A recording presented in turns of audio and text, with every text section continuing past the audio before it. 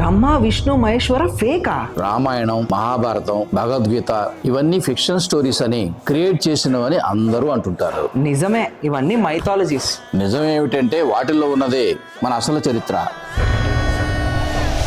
4 వేదాల అఖండ జ్ఞానం, విశ్వం గురించి ఆది నుంచి అంతం వరకు చెప్పే 18 మహాపురాణాలు, ధర్మం గురించి చెప్పే 2 మహాకావ్యాలు, వీటిల్లోనే మన జీవితానికి మార్గదర్శకంగా నిలిచే భగవద్గీత కూడా ఉంది.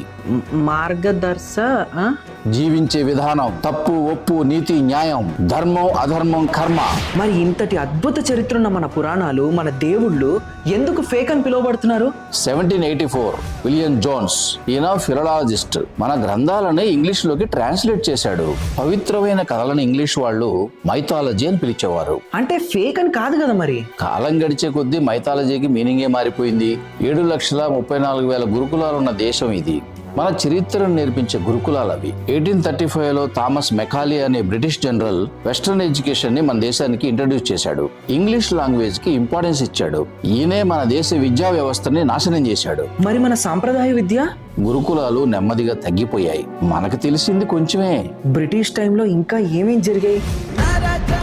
ఈ జగమే